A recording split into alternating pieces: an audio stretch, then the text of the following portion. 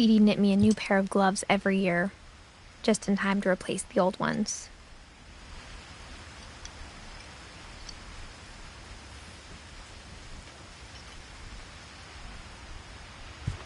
Louis died a week before we left, but Edie had already started to memorialize him.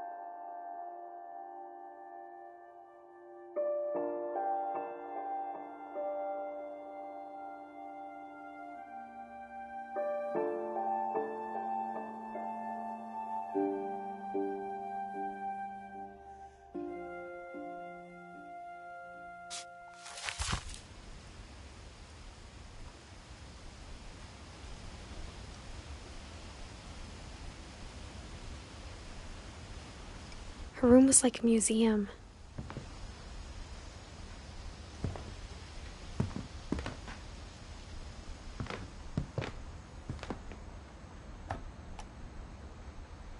For 500 years, the Finches have been famous throughout Norway for their fortune and misfortune. Odin Finch buries the latest victims of the family curse, his wife Ingeborg and their newborn son, Johan.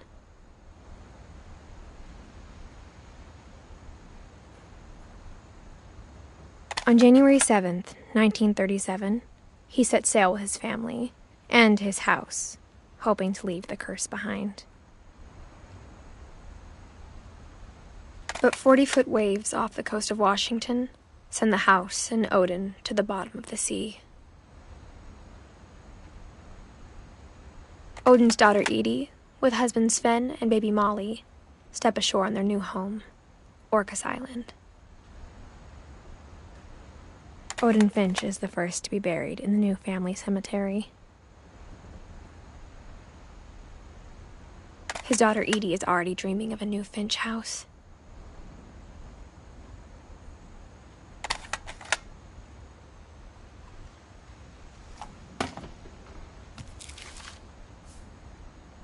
Whatever's wrong with this family, it goes back a long ways.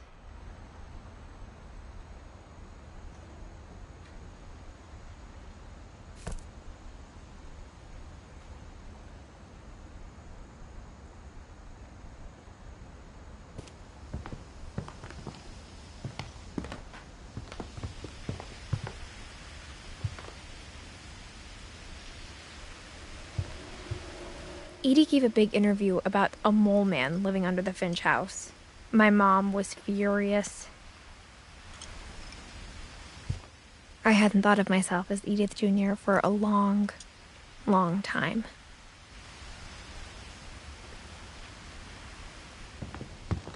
Even in her 90s, sometimes Edie seemed a lot younger than my mother.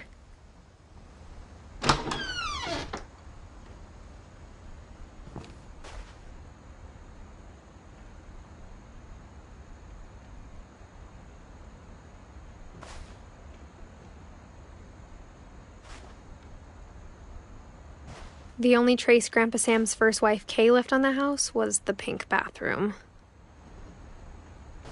It was a pretty big trace.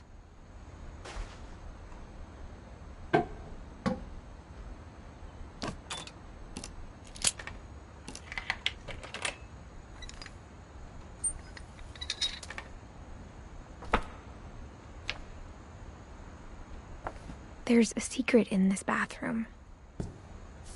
It's in the last place you would look. It isn't in the cupboard.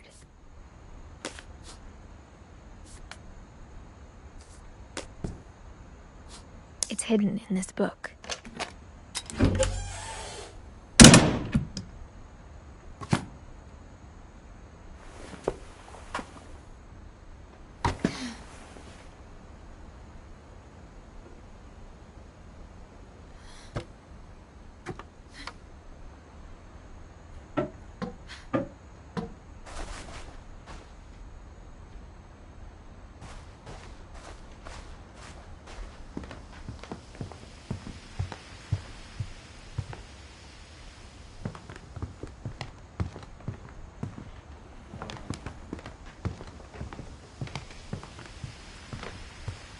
When Edie told people Sven was killed by a dragon, she could also have said he was building a dragon-shaped slide that collapsed.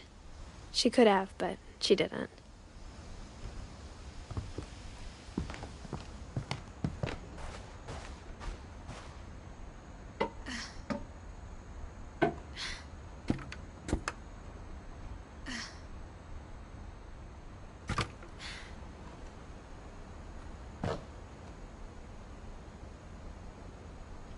Sven gave Sam an old camera he'd refurbished. He never put it down.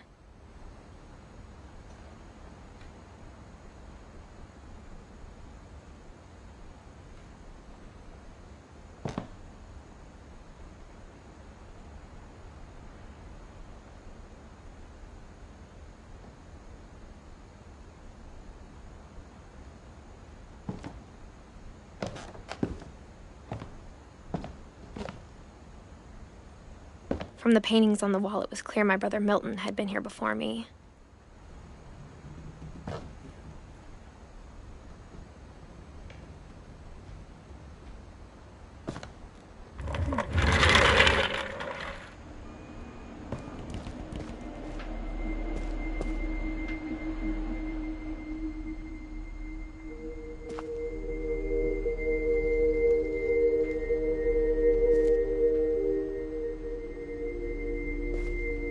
I knew Grandpa Sam had a twin.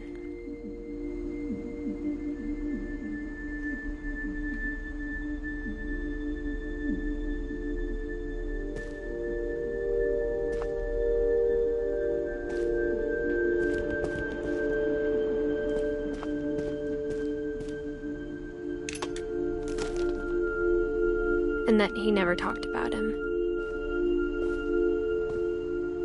I guess my grandpa didn't like history any more than my mom did.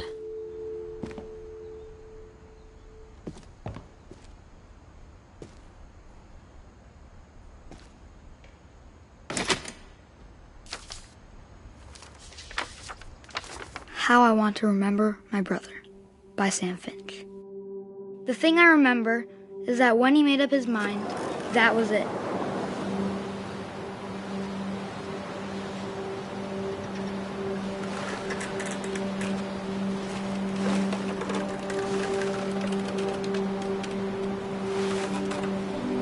My brother said he'd die before he ate another mushroom. And he did.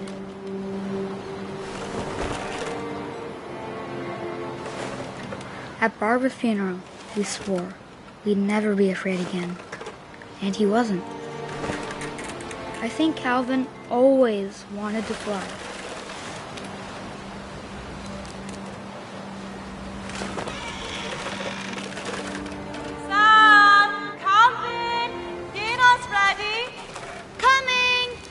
But that day, he finally made up his mind to do it. I told him going around was impossible. Maybe if I hadn't said that. Calvin, I'm not going to tell you again. Maybe if the wind hadn't picked up. Then maybe he'd still be here. But I doubt it.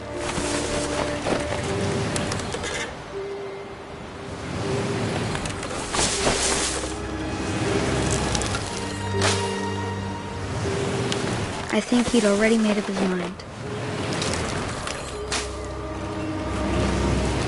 That's what I want to remember about my brother.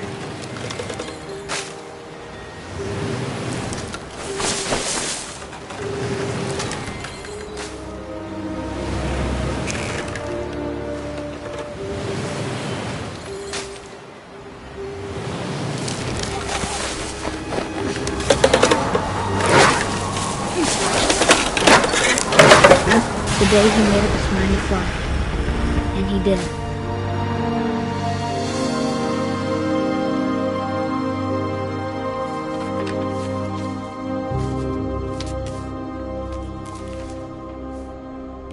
Calvin's story felt strangely familiar. When I was younger, I remember trying to do the exact same thing.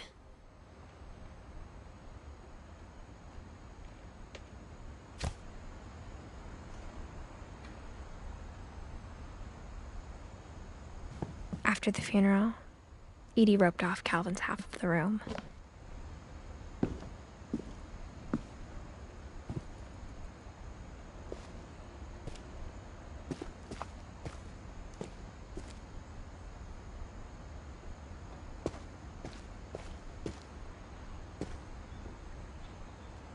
Mom said Grandpa Sam enlisted at 18 and never set foot in the room again.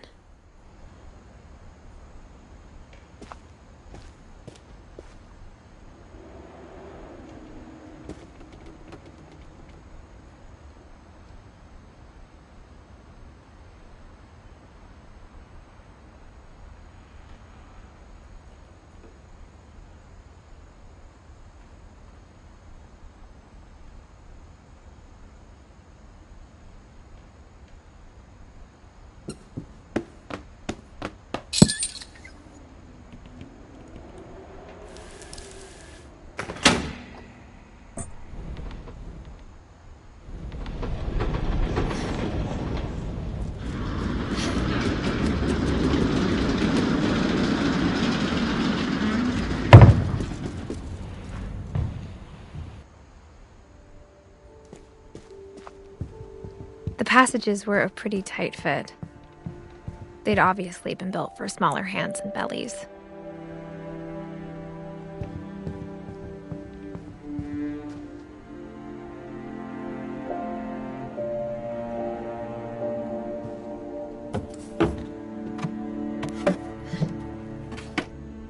Growing up, I always thought of Barbara as a child star.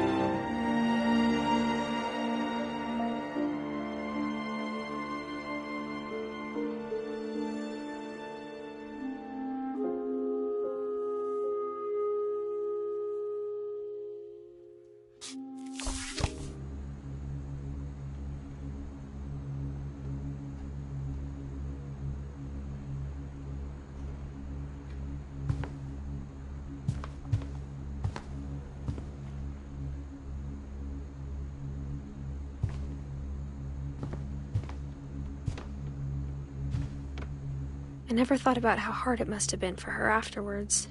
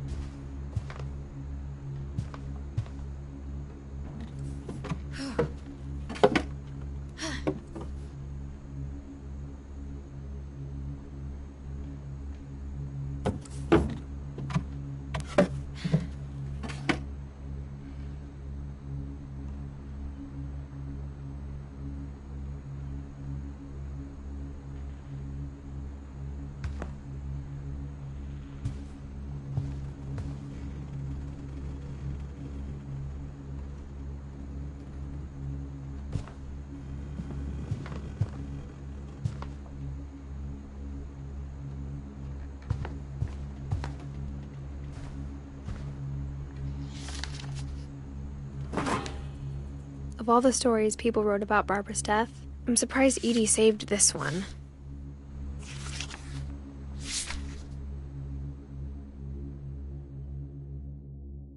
Old Jack here with another ghastly tale inspired by America's most unfortunate family. I'm calling it The Surprise Ending of Barbara Finch. As a child star, Barbara was famous for her scream. Now at 16, she was all washed up. A has-been. But in a lucky break, she'd been asked to perform her signature scream at a local convention for monster movie fans. It was just the boost her career needed. Unfortunately, her scream hadn't aged well. Getting better. I think you just need the right motivation. Her biggest fan and current boyfriend, Rick, was about to demonstrate when... Now that was a great scream. It was Barbara's father, Sven. He'd slipped into a table saw and had to be rushed to the emergency room. So Barbara got stuck babysitting her youngest brother, Walter. Her convention comeback was cancelled. Okay, I'm hearing frustration, but I'm not hearing terror.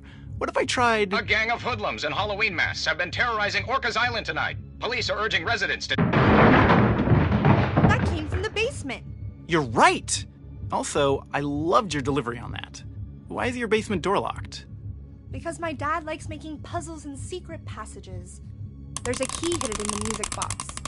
The secret is to keep winding and winding until finally the key pops out. Thanks, babe. I'll be back in a sec. 20 minutes later, Rick hadn't returned. So Barbara went to look for him, right on cue. She reached for the music box.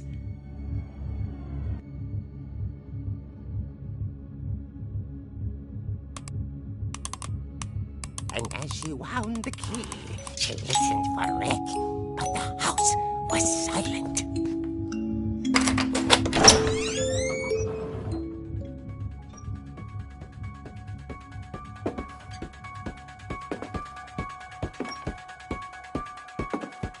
She found Rick's crutch and imagined the worst.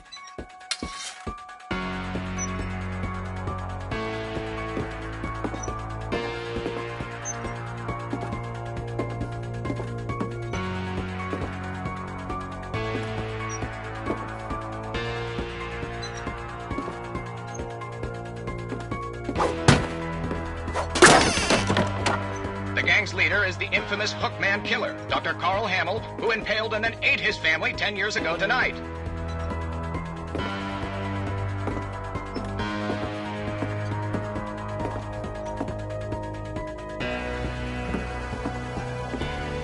old fridge rattled and grew still.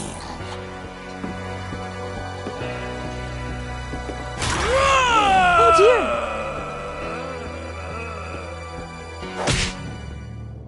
Oh! Rick? Barb, relax. I was just trying to scare you to help you find your scream. Well, I'm not scared, Rick. I'm furious. Then act furious. All I'm getting from you now is that you're hurt and confused and She threw him out, but she kept a little something to remember him by. Barb, have you seen my other crutch? And she was still holding it when she fell asleep watching the Late Picture Show. Hours later... Barbara! Walter, what's going on up there? Ah! Okay, I'm coming up, but if this is a trick, you're dead, Walter.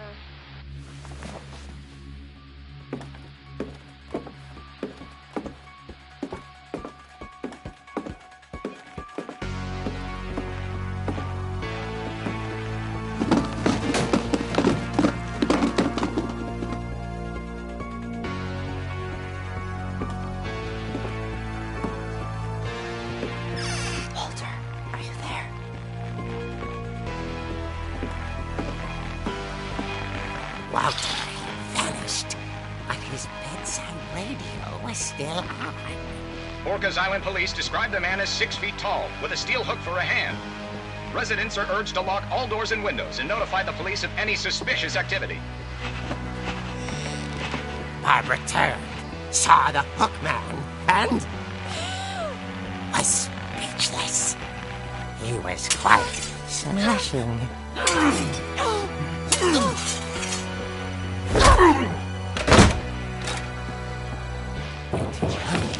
was. He couldn't get enough of Barbara. Okay, Barbara, there's gotta be another way out of here.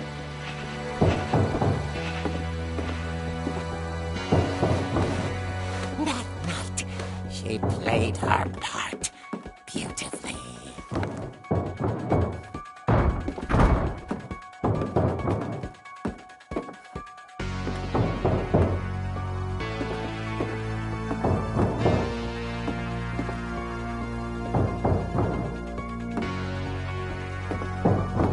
She thought about abandoning Walter, but just couldn't do it.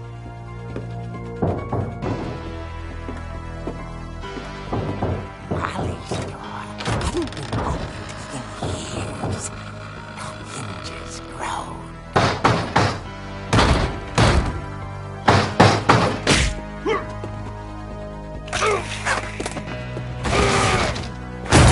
He wasn't moving, but she sensed the story might not be over yet.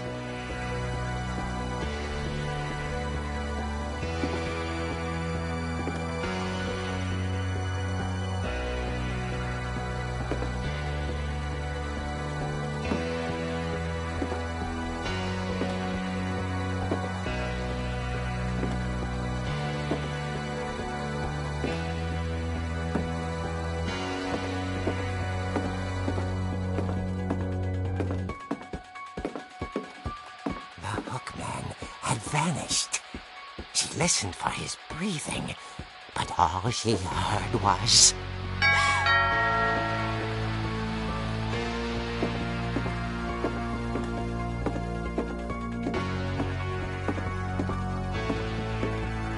At the door, she heard whispering.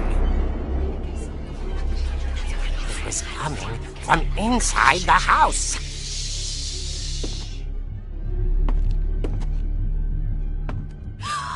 Oh dear. The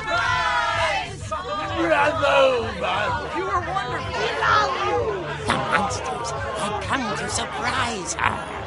For Barbara, it was a dream come true.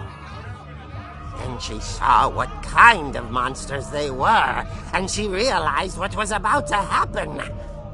She was going to be famous.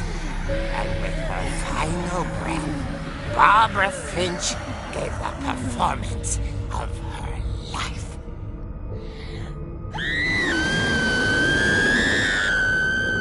I wasn't there myself, but I hear Barbara was magnificent. Poor girl. She had a taste for stardom. But unfortunately, so did her fans. Of course, the police blamed it all on poor Rick, who disappeared the same night. And little Walter, hiding under his bed the whole time. He took it all pretty hard, but that's another story. As for Barbara, tucked inside the music box is all they ever found of her. Her ear. Now that's what I call a real eerie tale.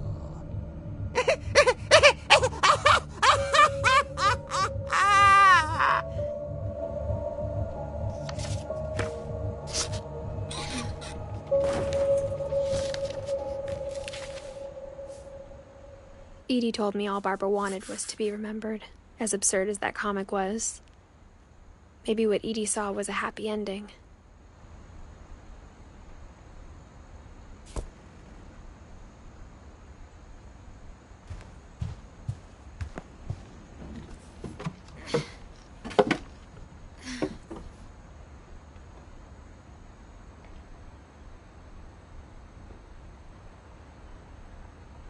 I guess now I know why Mom didn't like me playing with the music box.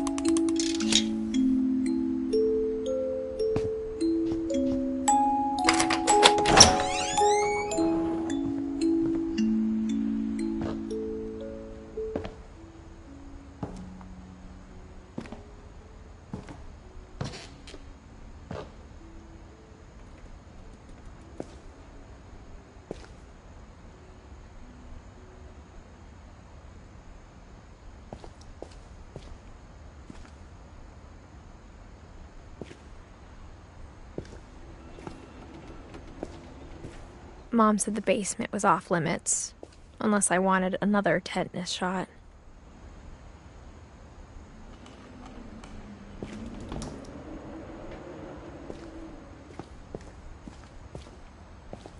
I saw Edie sneak down to the basement once, carrying packages.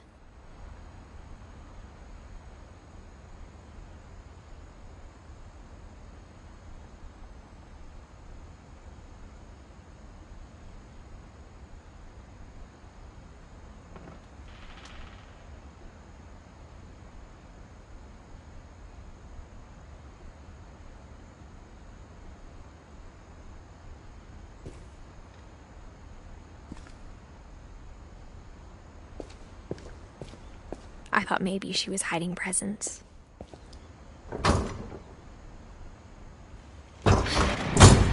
It turned out she was hiding a lot more than that.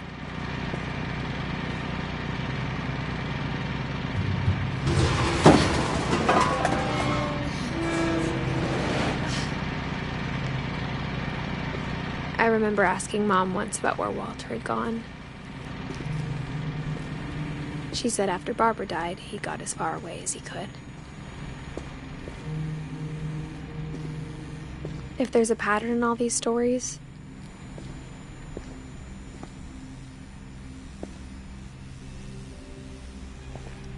I think it's that none of us has gotten very far.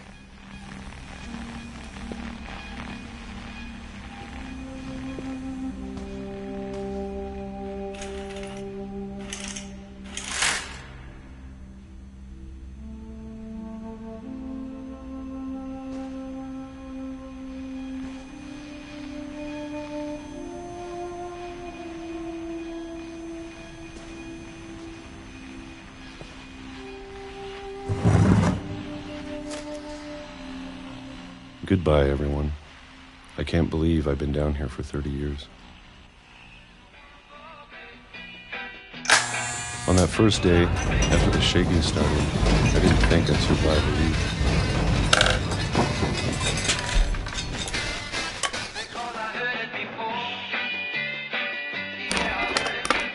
But after a few days, I settled into a routine.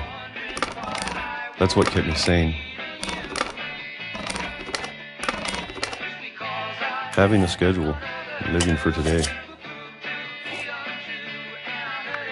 I always expected to be dead tomorrow. But if you wait long enough, you get used to anything.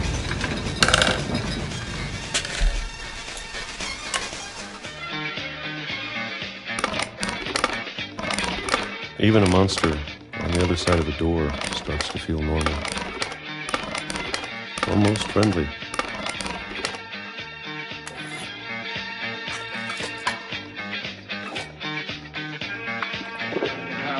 And then one day, everything just stopped.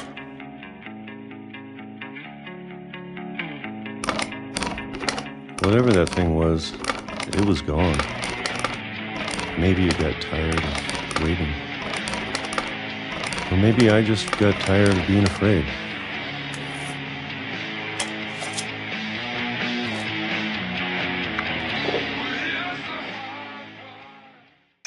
It's been a week now, the longest in 30 years. I'm done waiting. I have to leave while I still can.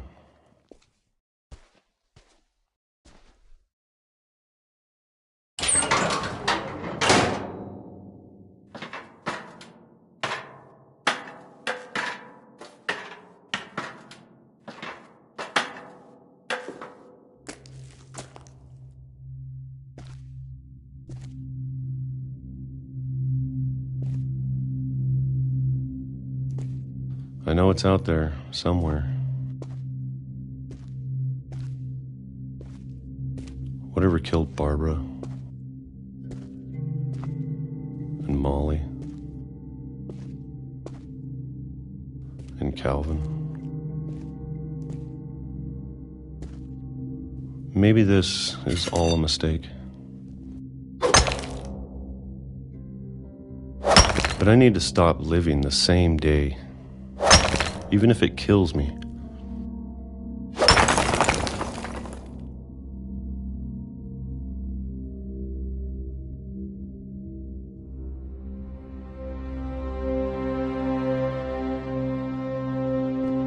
Whatever's out there, I want you to know I'm ready for it. I'm going to appreciate all of it, especially the food. I don't mind if I only have a year left. Or a month. Or a single week. I'd be happy with one new day. I can already imagine the sun on my face.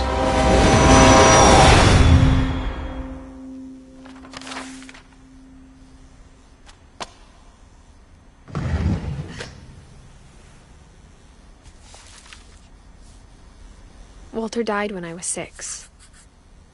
I can't believe my mom never told me he was down here.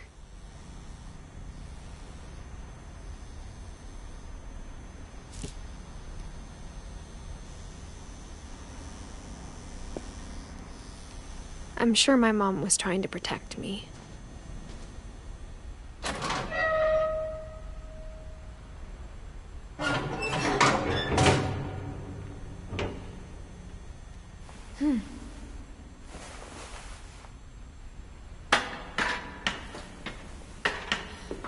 Maybe she was afraid I'd end up like Walter.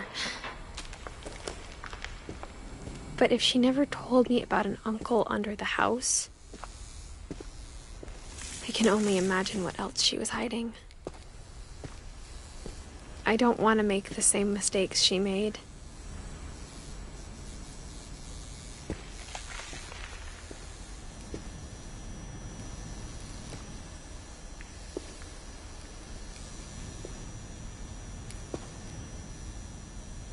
trying to bury something that's still alive.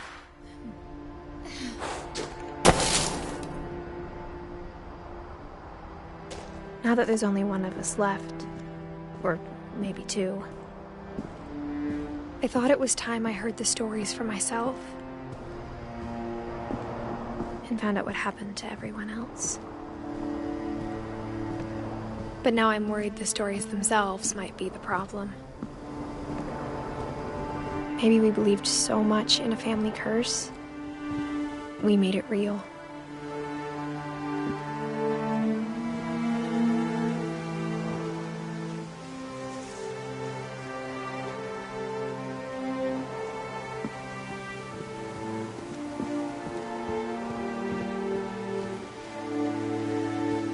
I don't know if I should even be writing this.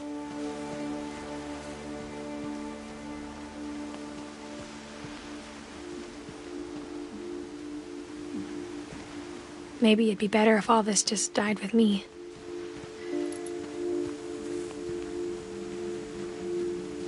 But I thought you should know about your family.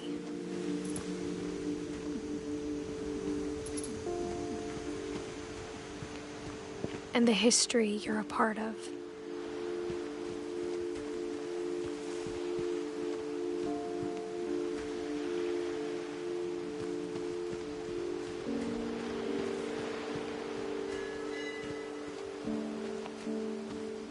Though to be honest, I feel as lost as you probably do right now.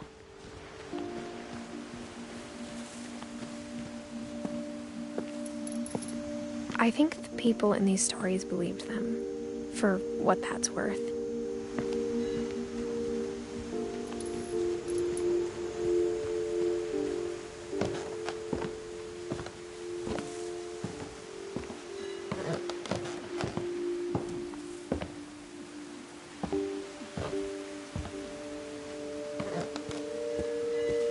And when you look at the house, that history of imagination and stubbornness and madness, any of it seems possible.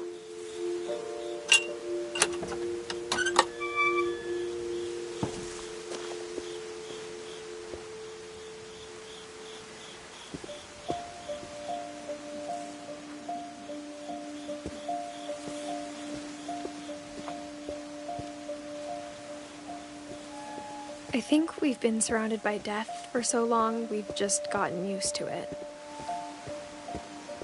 What kind of family finishes building a cemetery before starting the house?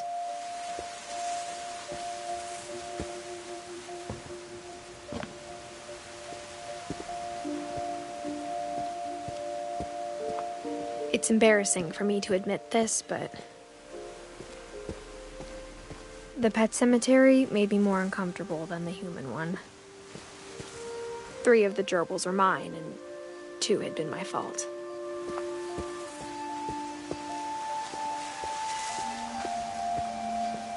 Sven built the house, but it was Edie who designed the cemetery.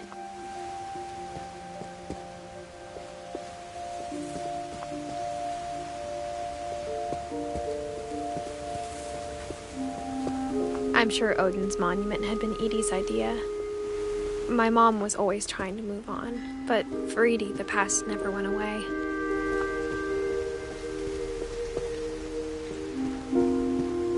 She could see it poking out of the water at low tide.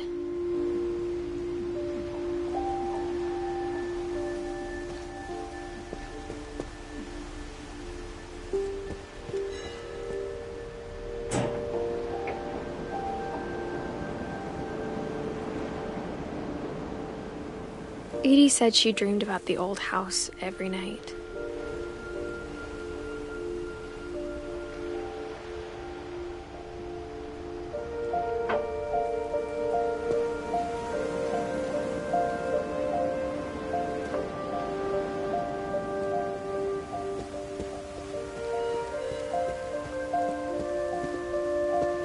Edie's side was always easier for me to understand. But the older I get, the more I can see where my mom was coming from.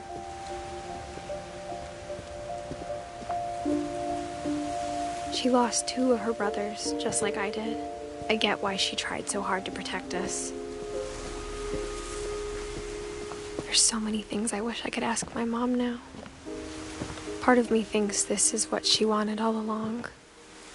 For me to come back someday and find everything out for myself.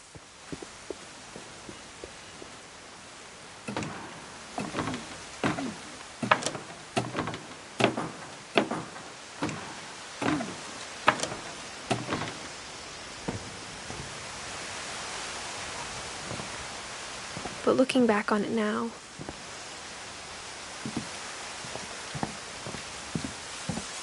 if she told me there was going to be so much climbing, I never would have come when I was 22 weeks pregnant.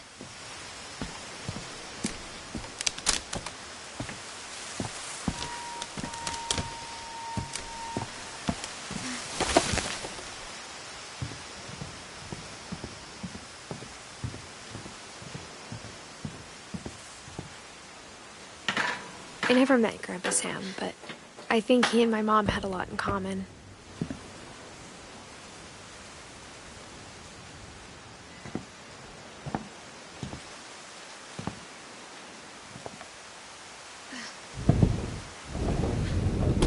They were both pretty intense.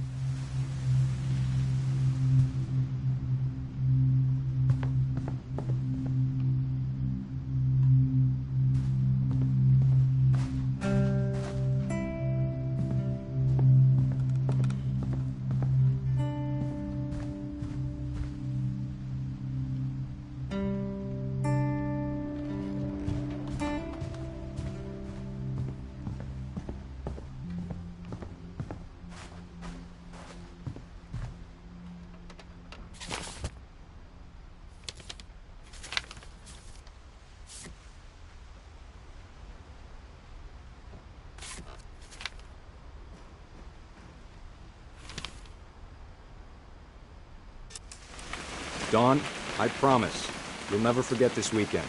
Yes, sir. These memories are gonna last a lifetime. Am I gonna have to shoot anything? It's a hunting trip, Dawn. Shooting is strongly encouraged.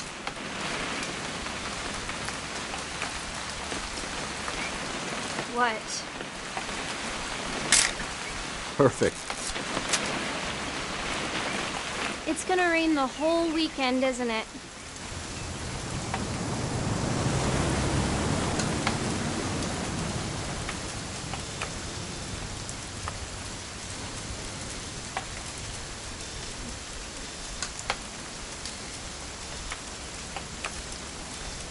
Please just take the damn picture.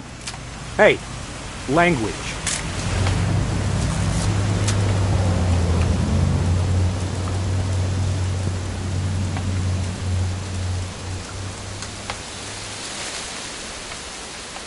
I will never forget this weekend, Dad. That's the spirit. Smile, Dawn. Okay, got it.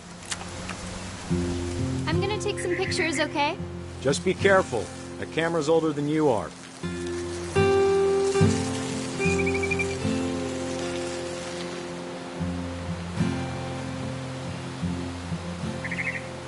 You're right, Dad. It's starting to clear up. Still freezing, though.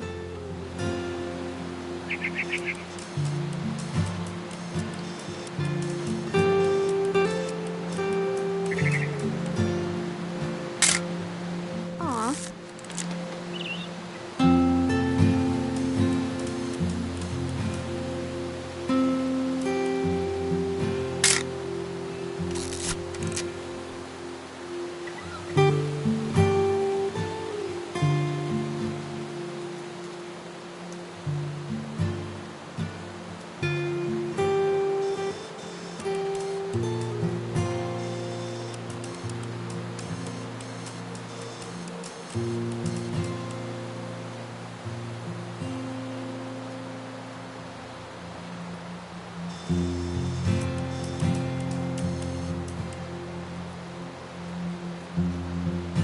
Definitely should not have drunk all that coffee.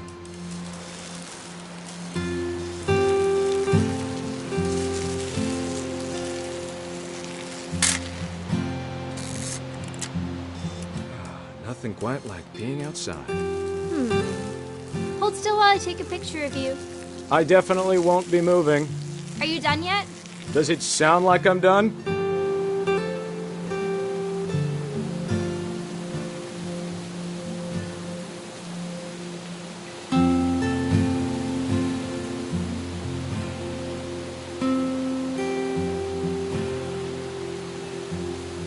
Oop. A little more gas in the tank, I guess. Hey! That's a keeper. I'm just saying, I'm not always gonna be here, Dawn. You'll need to remember this stuff, if you want to survive. I'll be fine, Dad. You know who else thought he was gonna be fine? Some guy who died. Dawn, I'm being serious. I know, Dad. You're always serious. Doesn't being out here make you want to chill out? Well, to tell you the truth, I haven't been out here in 20 years.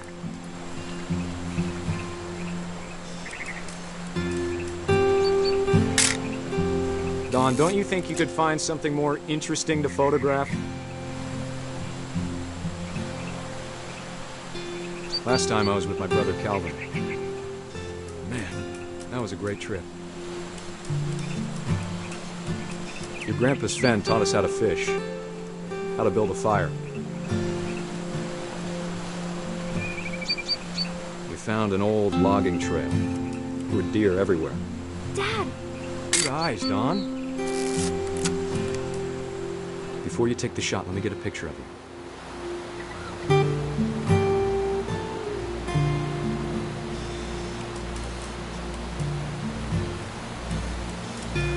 Dad, I... Let me get behind you.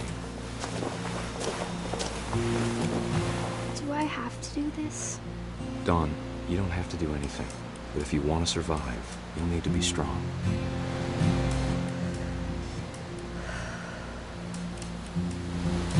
Now keep yourself square. Great shot, Dawn!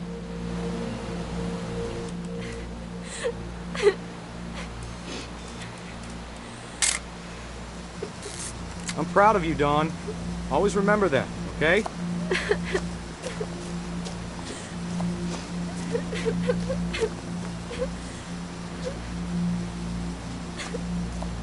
Sorry, Dawn. Just gotta reset the timer.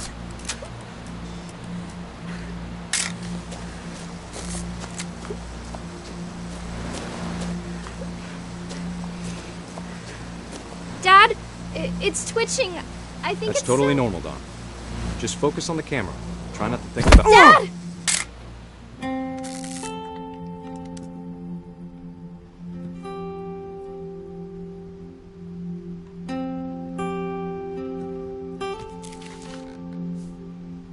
Of all these stories, that's the one I wish most that my mom had told me.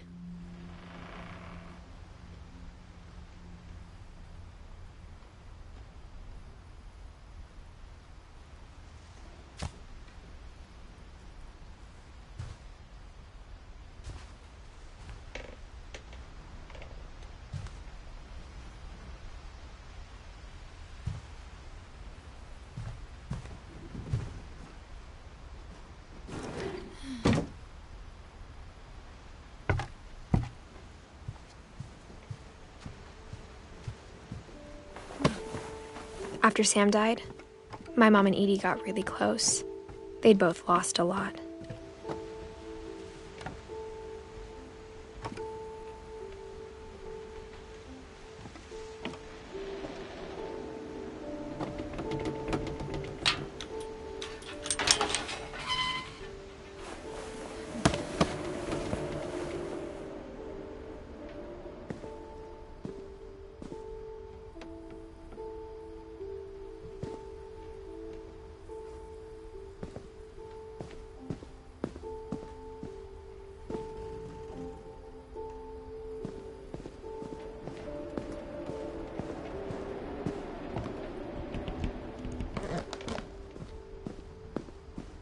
I can't imagine my mom ever writing poetry, and yet...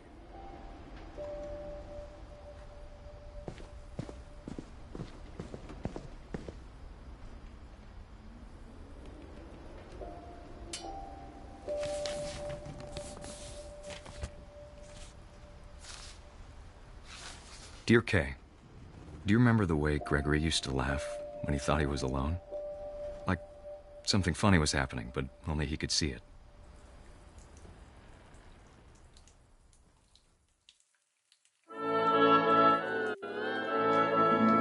I think he saw things the rest of us don't.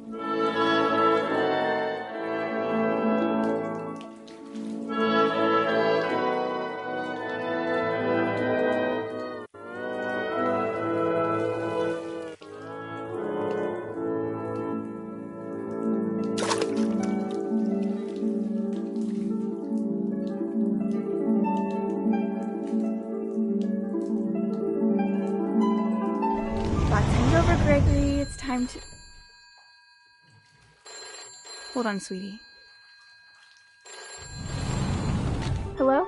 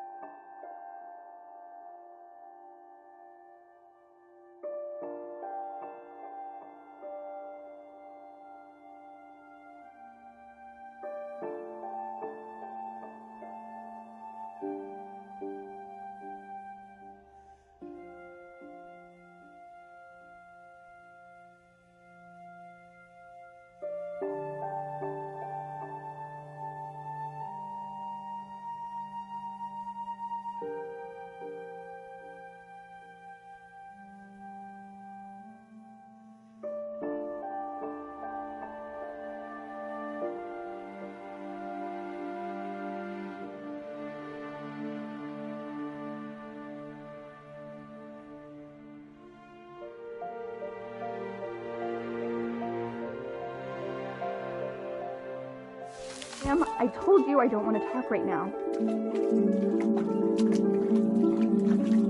I wonder what he saw.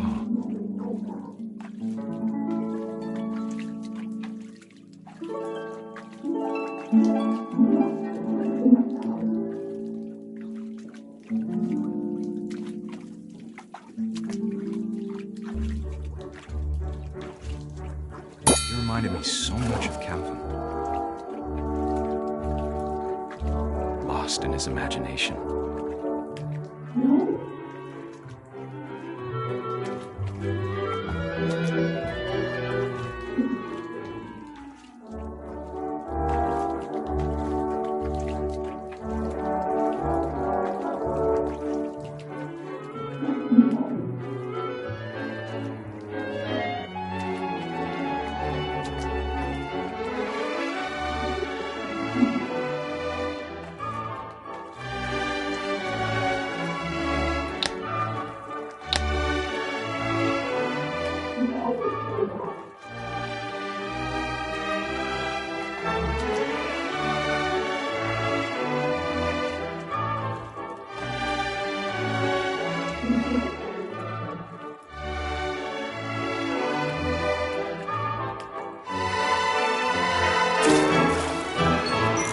Whatever it was he saw.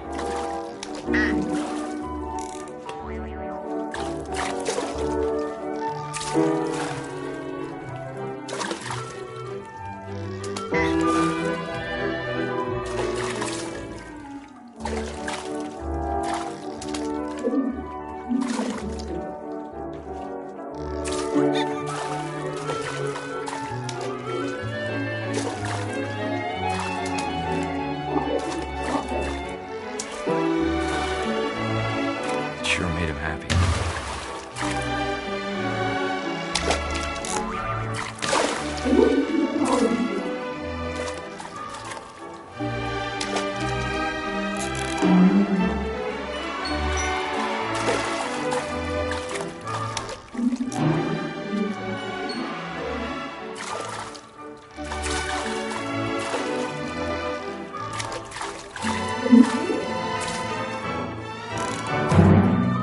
I know how silly it sounds.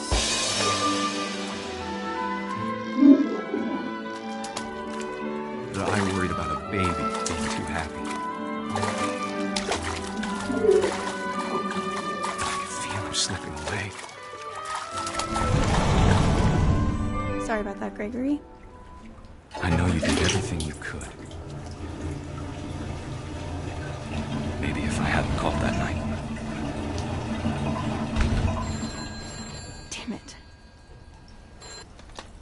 Hold on, I don't want Gregory to hear this.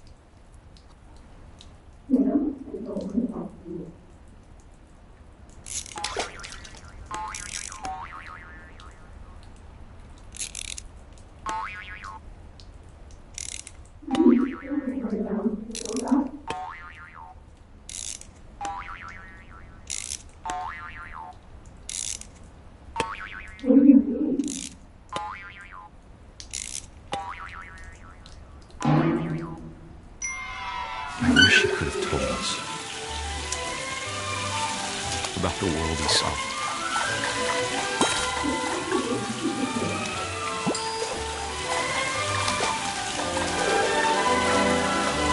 There's so much I don't understand about Gregory, about everything.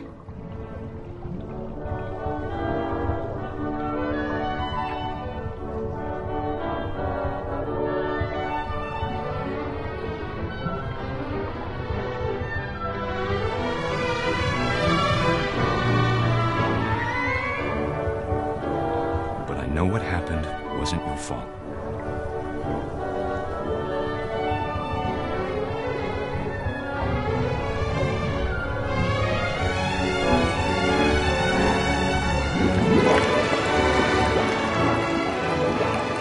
I'm sure he's happy.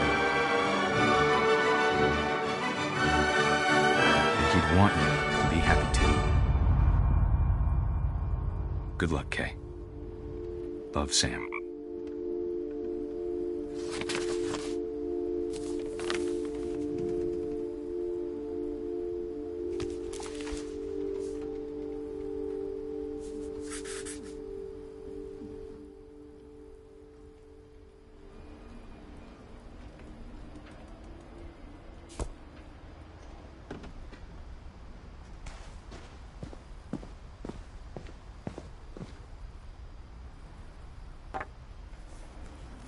A poem for Gus, who always said the wedding was a bad idea. Our father never hit us kids, at least not very hard, before the day my brother said with teenage disregard that he'd be dead before he'd see a wedding in our yard.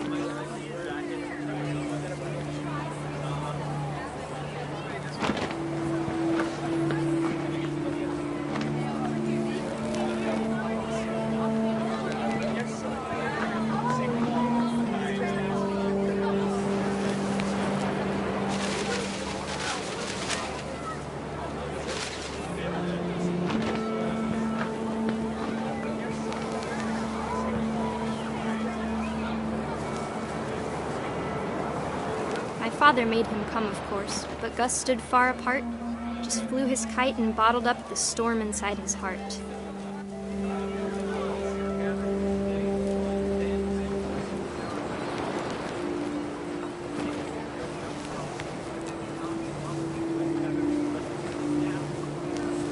I tried to talk him out of it, but though he'd never met her, "We don't need a stepmom," were the words that I now remembered. pronounce you husband and wife. You may kiss the bride.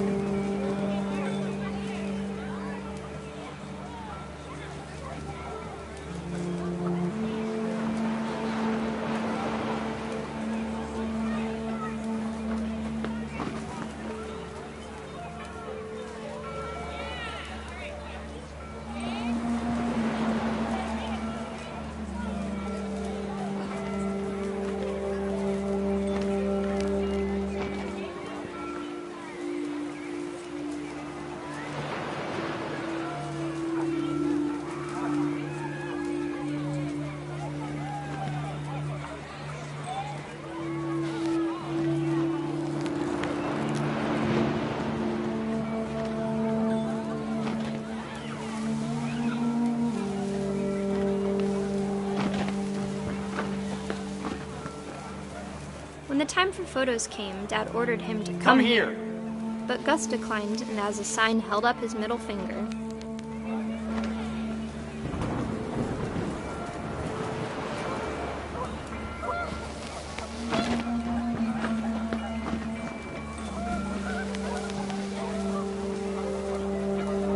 The wind picked up and panicked geese appeared and quickly went. But all the humans did that day was go inside the tent.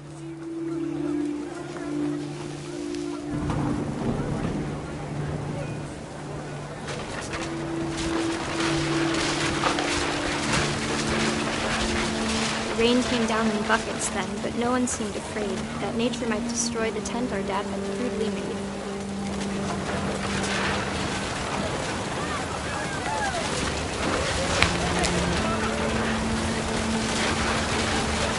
The thunder sounded much too close and full of angry power. But all my father said to this was, "Make the music louder."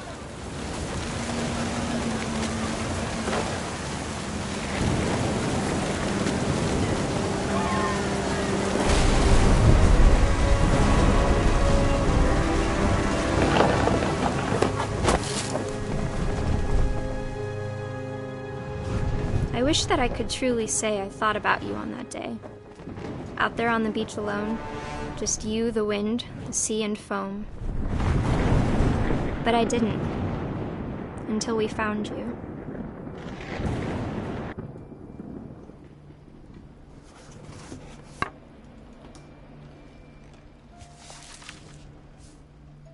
She never talked about him, but Mom told me once if I was a boy, they were going to name me Gus.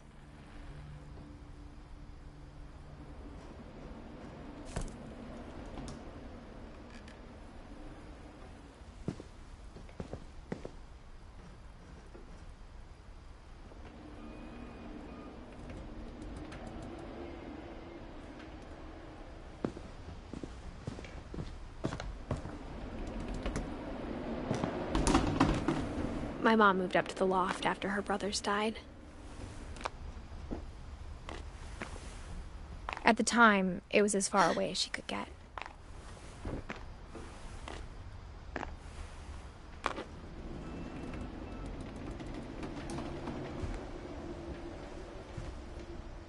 Religion was another thing my mom never talked about, but I think it helped her a lot after her dad died.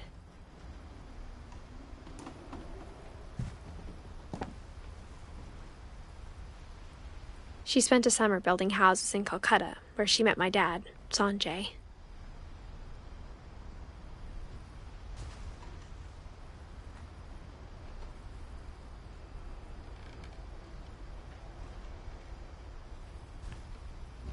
My mom moved to India a week after graduation and got a job teaching English. Louis was born a year later.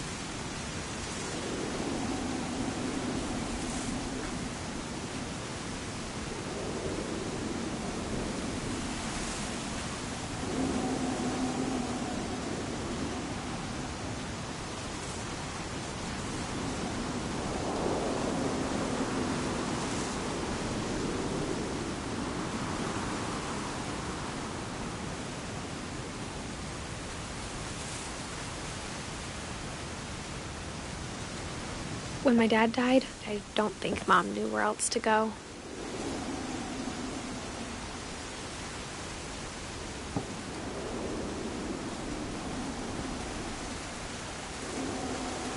I'm sure Edie was happy to have her back.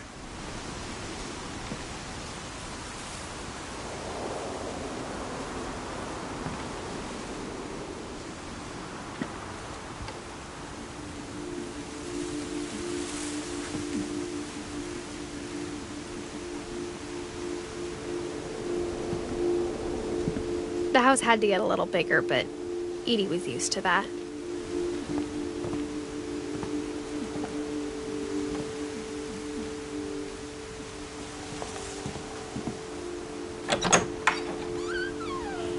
And for a while, things were good. Almost normal.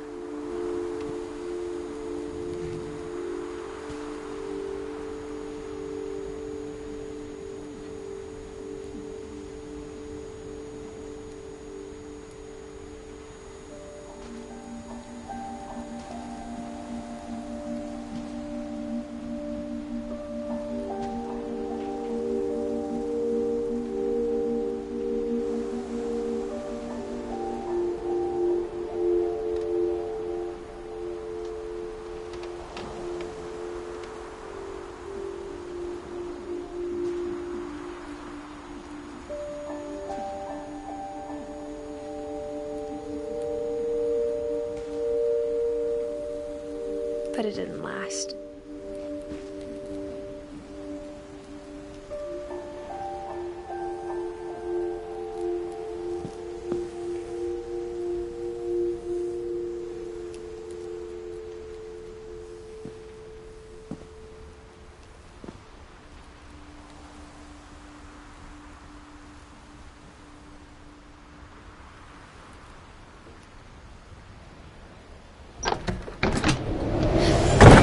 The beginning of the end was Milton's 10th birthday, when Edie gave him a castle.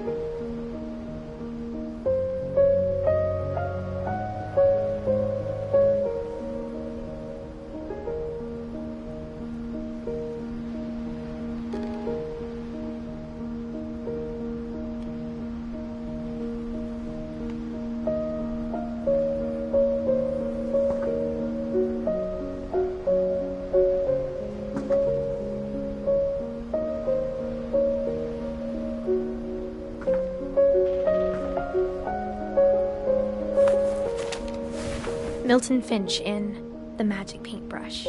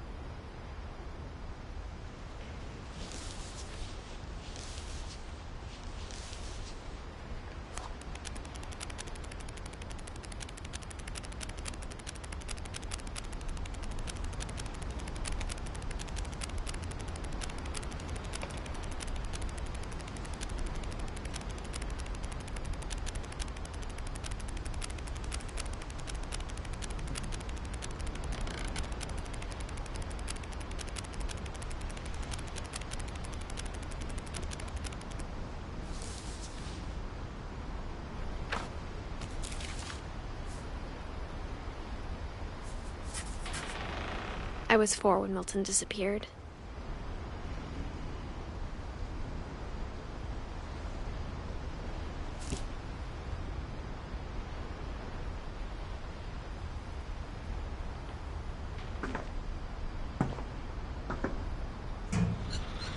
Mom spent months searching for my brother.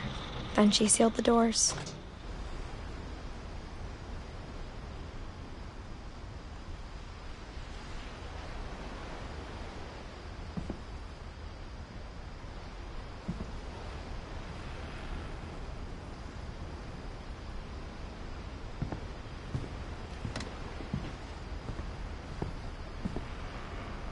Whatever Milton had found in the house, Mom didn't want it getting out.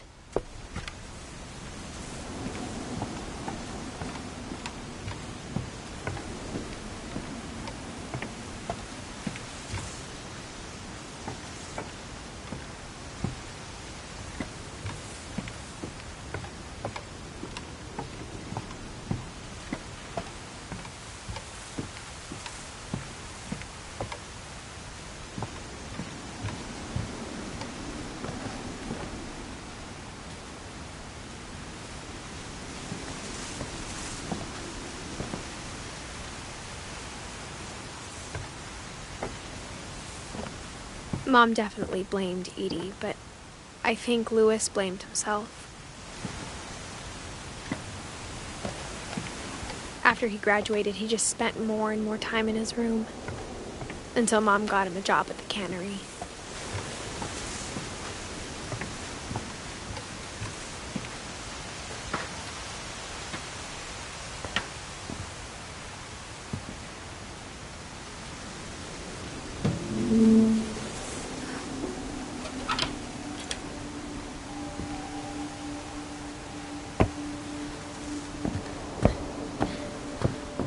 Louis's room smelled very, very familiar.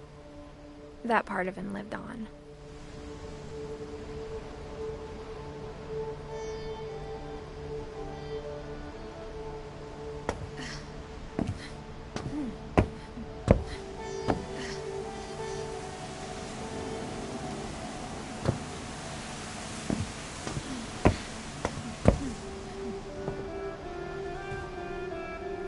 Louis and I spent a lot of time playing games together, but he was surprisingly bad at them. He died a lot.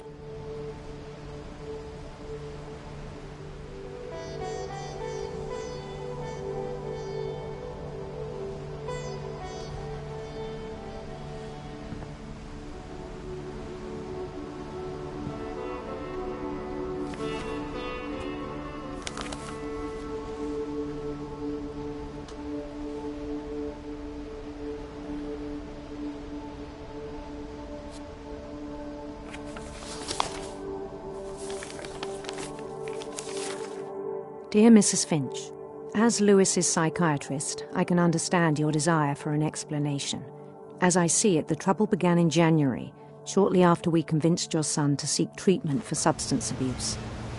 Newly sober, I believe Lewis first noticed the monotony of his daily life.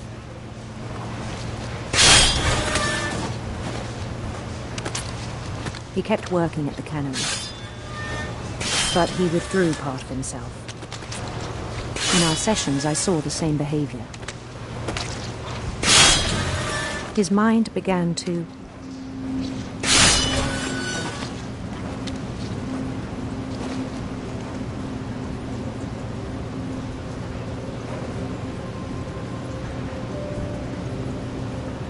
wander.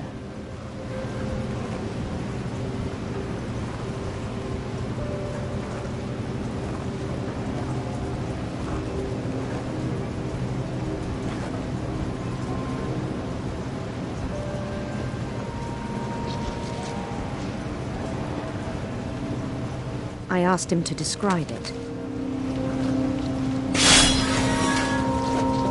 He said he started small, imagining a labyrinth. He'd feel his way about. Then something moved. Bats and toads.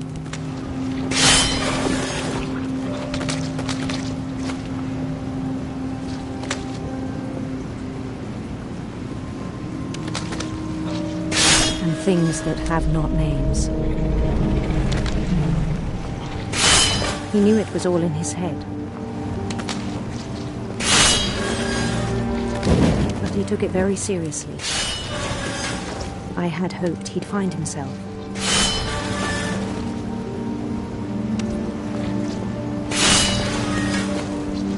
But he found something more.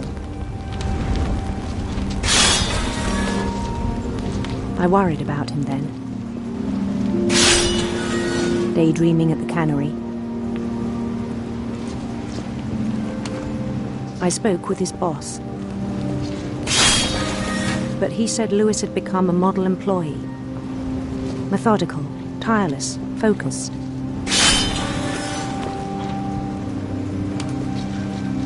Like a whole new Lewis. So I let him go on.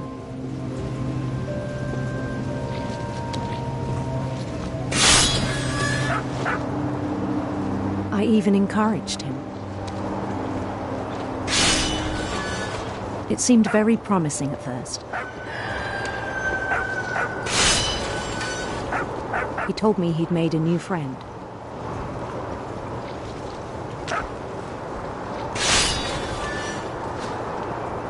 On the edge of a city he named Lewis Topia.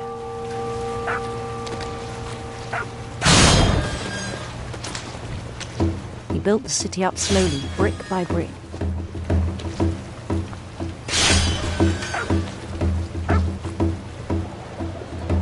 Then he made musicians.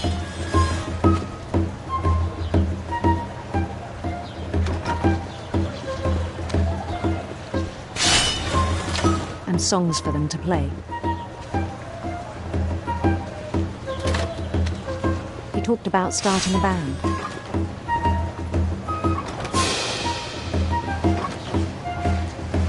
And he was always humming something. Every day his imagination grew stronger.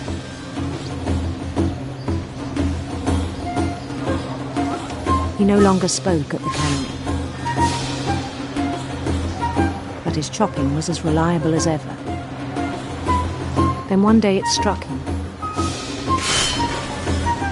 that all the cheering crowds, even the stones under his feet,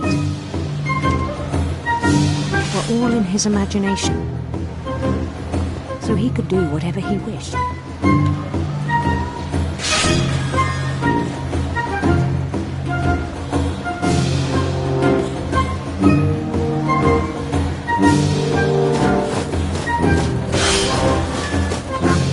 He held an election for mayor,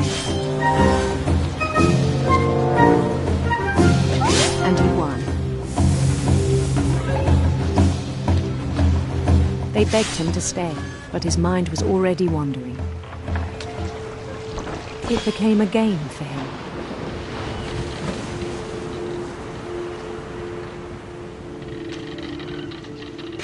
He'd conquer a city, then immediately push on. New Louisville.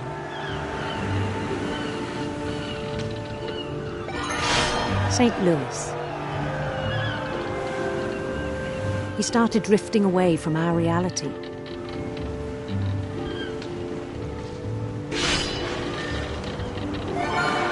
Minneapolis, until one day he forgot to go home from the cannery. Even as his mother pleaded with him, part of Louis kept sailing on.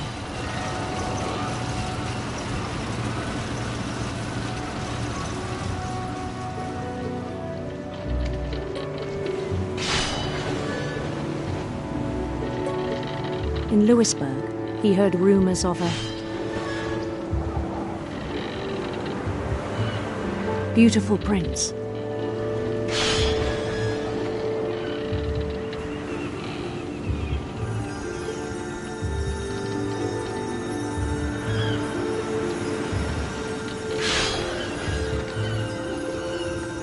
The prince was on his own quest for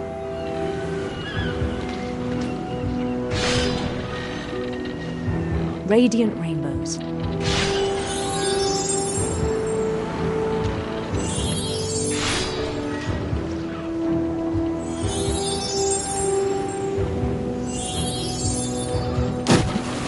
He followed the sound of his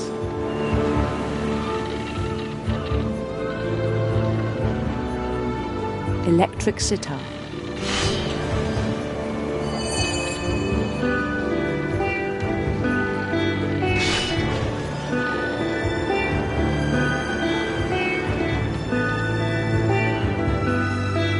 His chase led him to a golden palace east of the sun and west of the moon. Even then, his logic remained sound. He knew the world was all in his imagination.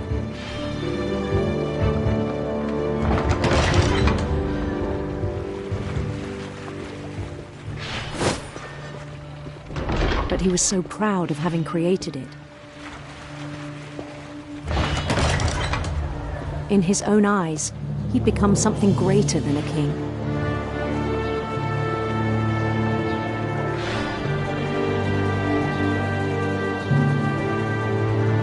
For someone who'd never known success in the real world, I think it was overwhelming.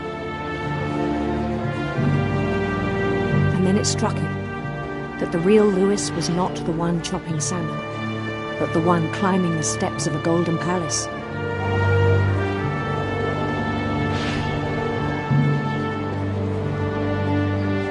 My imagination is as real as my body, he told me. It was hard to argue with him.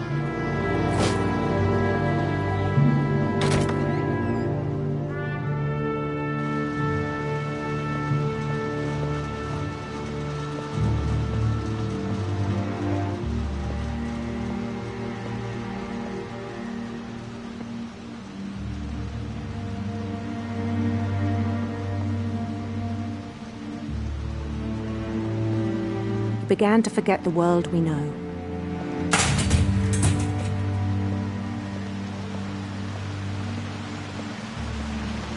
I think it pained him to remember Louis, the cannery worker.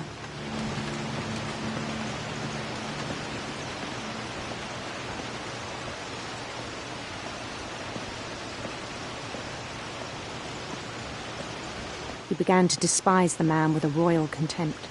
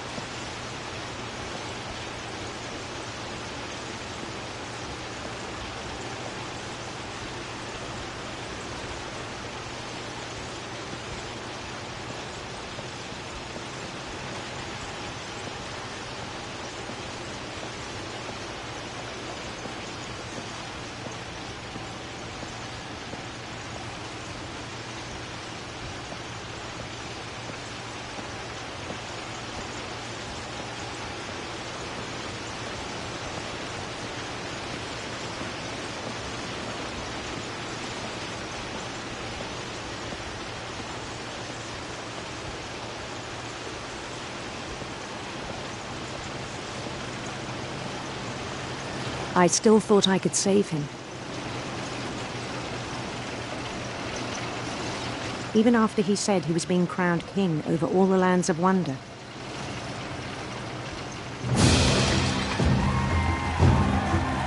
The palace would be packed with his companions.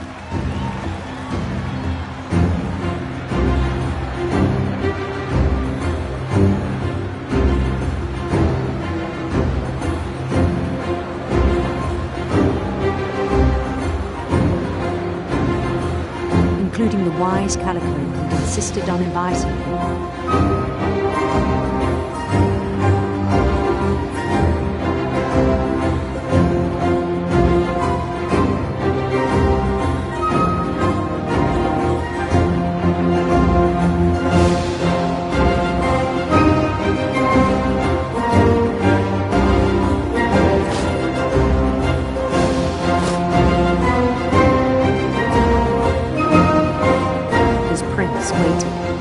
His crown.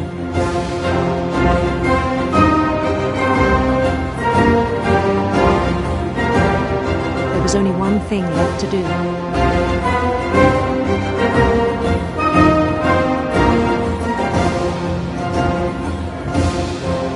Bend down his head.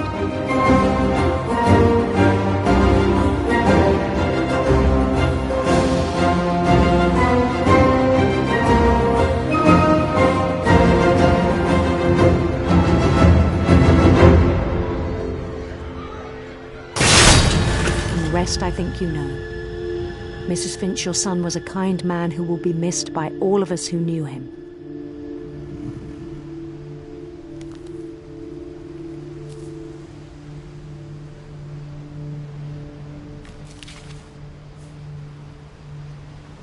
My brother was really cool. I wish you could have met him.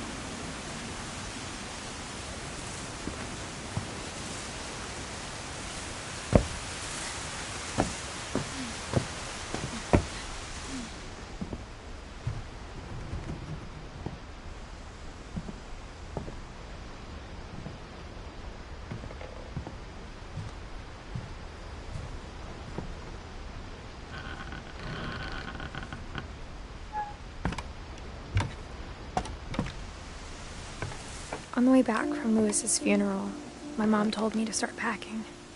She waited until the day before we left to tell Edie.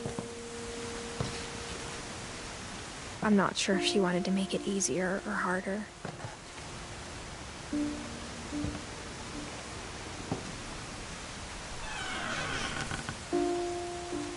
I wish we'd stayed.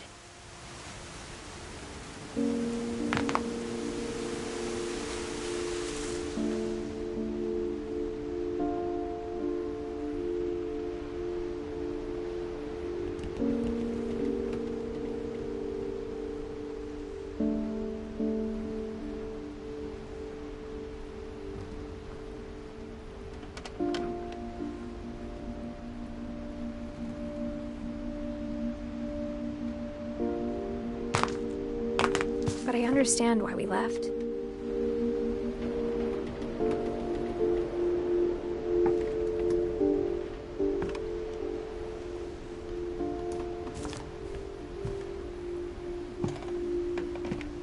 My mom ended up leaving everything behind.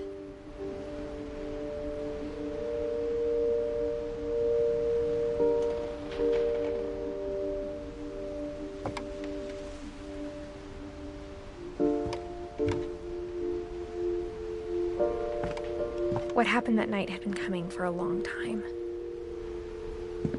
Maybe it should have come sooner.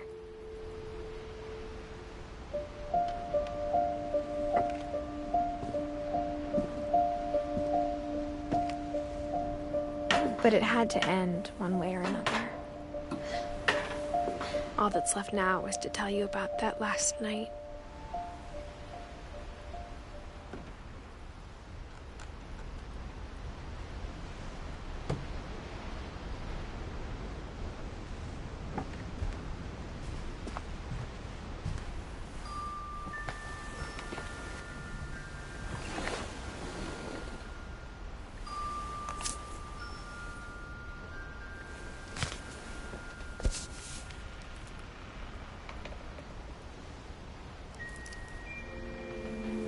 That whole last day, Edie just watched us pack and didn't say a word.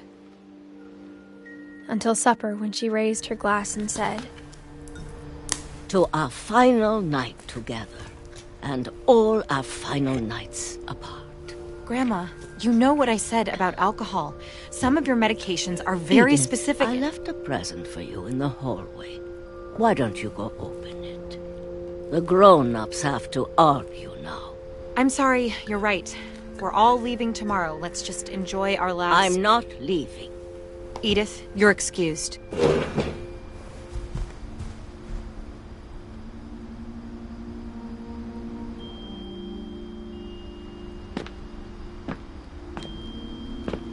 The power had been shut off that morning, but Edie always had plenty of candles.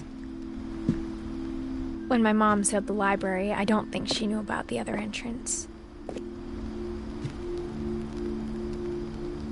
Or that Edie had a key to it.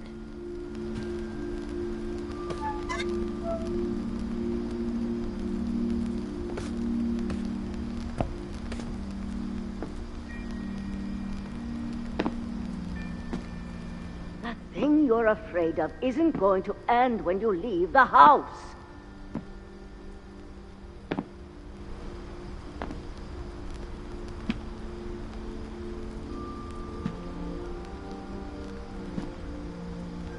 Edith has a right to know these stories. My children are dead because of your stories. I think it's best if Edith and I leave tonight.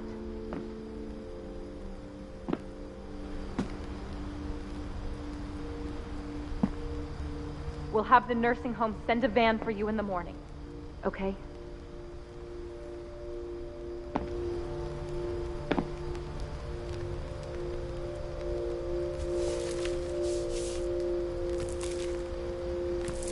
Dear Edith, there's so many stories I wish I could tell you, but there's only time for one. This is about what happened on the night you were born. That night, the tide went way, way out.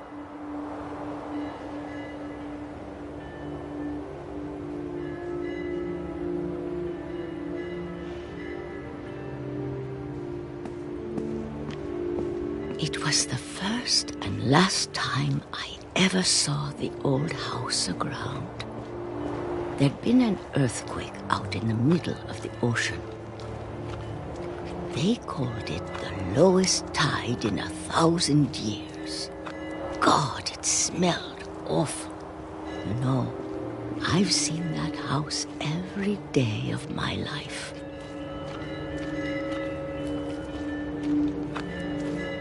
But I never thought I'd go back to it. When the fog rolled in, I lost my way.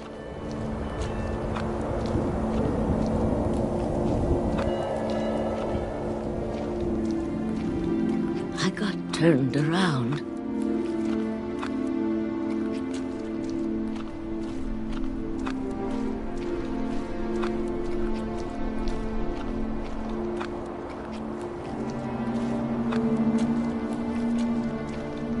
I started seeing things.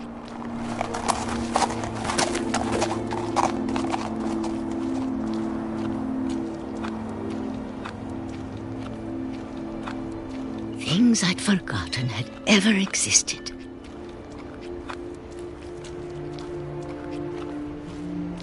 But when I saw them, they felt like old friends. That night, a lot of things came back to me. Or maybe I came back to them.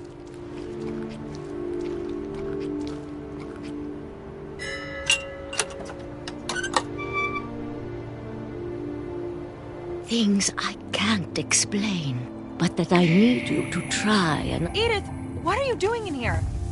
It's mine. Edith! Mom, you're gonna rip it! Let go! I kicked and screamed, but Mom dragged me to the car.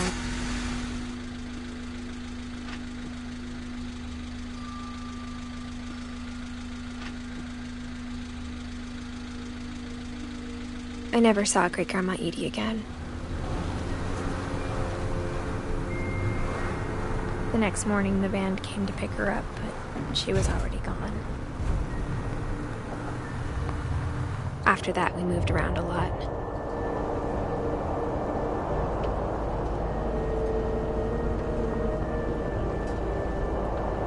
We both tried to make the best of it.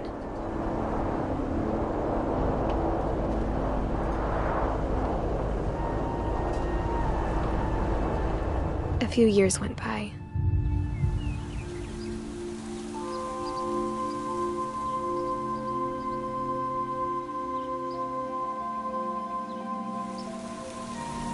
My mom didn't like to talk about it, but she started getting sick a lot.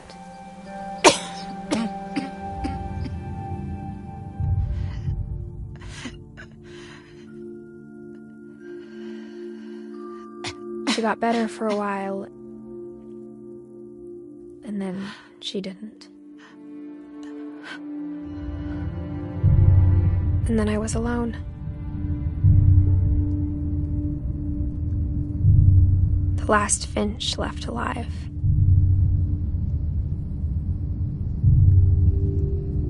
Until I found out about you. I'm still not sure what to tell you about all this. If we lived forever, maybe we'd have time to understand things. But as it is, I think the best we can do is try to open our eyes. And appreciate how strange and brief all of this is.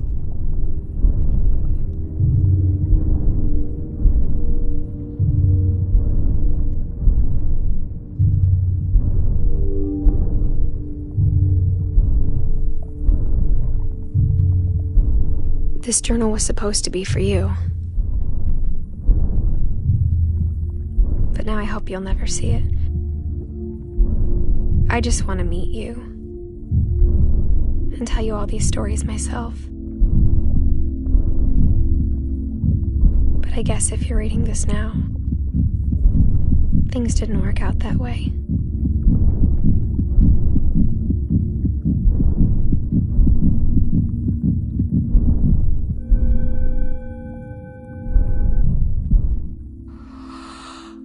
This is where your story begins. I'm sorry I won't be there to see it.